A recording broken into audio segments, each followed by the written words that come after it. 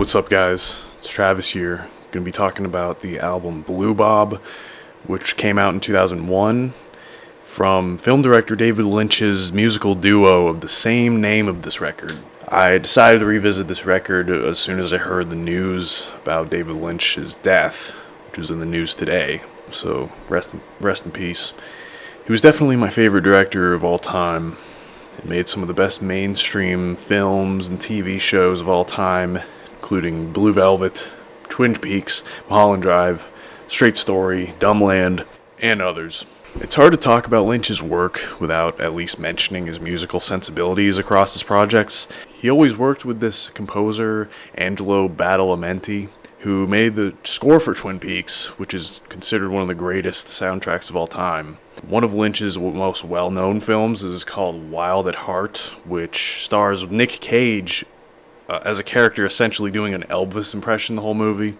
So it isn't a surprise that Lynch himself was personally interested in the blues music style, to the point of releasing an entire album containing blues rock.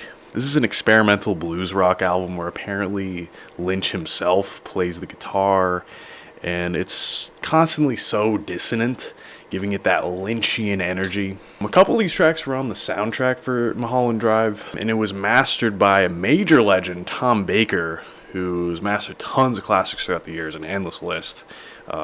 Since recording this and before working on this album, he worked with Modest Mouse, Failure, Kool Keith, Nine Inch Nails, Marilyn Manson, Stone Temple Pilots, Beastie Boys, Nothing Face, Ministry, Sugar Ray, Body Count, Rob Zombie, Static X, Power Man 5000, Crazy Town, Fuel, Orgy, Self, Alien Ant Farm, Tenacious D, Chimera, Stereo Mud, Seven Dust, and Taproot.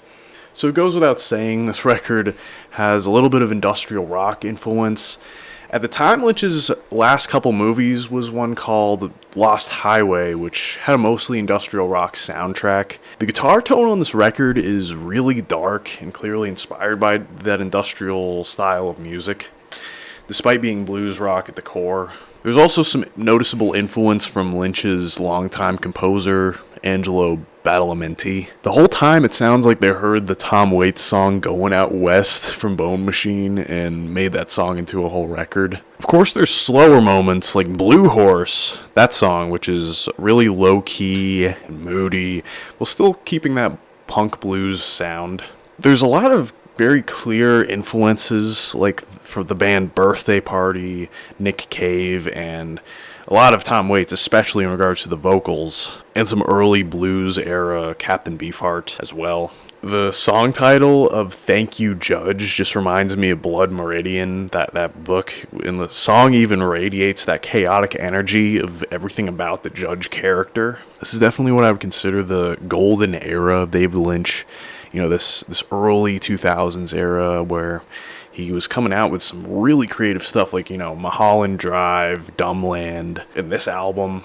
It was a wild time. And I would also highly recommend his album from 2011, Crazy Clown Time, which is a lot more eclectic than this.